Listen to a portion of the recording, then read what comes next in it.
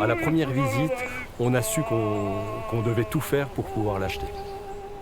Quand on vit dans une ville et qu'au quotidien on passe devant une propriété qui est magnifique de l'extérieur et que malheureusement on la voit éteinte, entre guillemets, et qu'on se dit finalement pourquoi pas se lancer le défi et la faire revivre.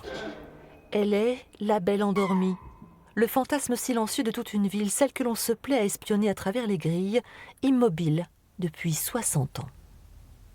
Il y avait des moments où on aurait cru qu'on voyait quelqu'un, mais c'est vrai qu'on l'a jamais vu, on a toujours vu les fenêtres un petit peu abîmées et tout.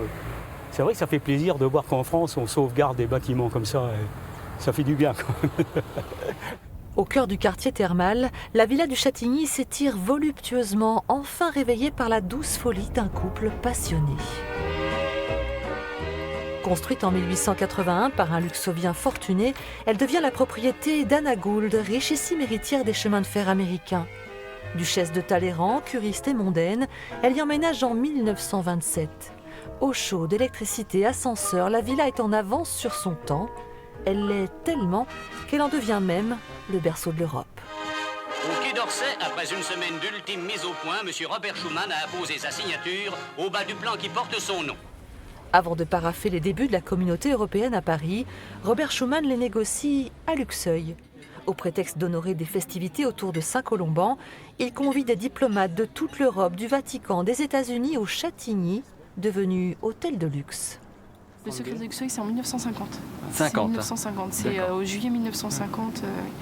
Dans cette villa juste ici vont avoir lieu des réunions secrètes auxquelles vont prendre part Robert Schuman et d'autres personnalités pour, selon ce qui se dit, commencer à parler de rassemblement, en tout cas d'unité, pour ne plus revivre ce que l'on a connu à la Première et Deuxième Guerre mondiale. Malheureusement, aujourd'hui encore, la teneur de ces échanges reste totalement secrète. Bien décidés à remonter le fil du temps, les nouveaux propriétaires se proposent de raconter cette histoire et quelques autres aux curieux qui pousseront la porte. La part belle sera faite au peintre Demangel, pensionnaire de la folie, un caprice architectural sauvé de la destruction. Son atelier s'étoile comme s'il y était. Ils offriront également un écrin à une autre collection plus personnelle et tout à fait inattendue.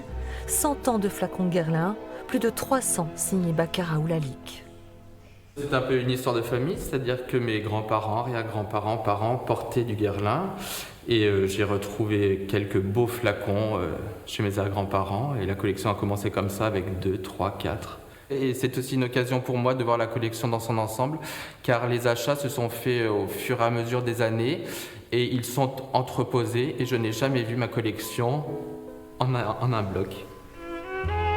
Pour l'amour de l'art, pour l'amour du beau, pour partager un patrimoine que chaque luxovien considère un peu comme le sien, mais sans le dilapider non plus. L'idée aujourd'hui aussi, c'est que cette maison retrouve une activité professionnelle et une rentabilité aussi pour pouvoir justement la faire revivre et l'entretenir et continuer justement l'histoire qu'elle a écrite. Site culturel en devenir, la villa vise haut et loin. Elle va donc se refaire une beauté ces 3 prochaines années, le temps d'un chantier colossal. Avant cela, quelques chanceux pourront s'y presser ce week-end pour une visite exclusive au parfum Belle Époque.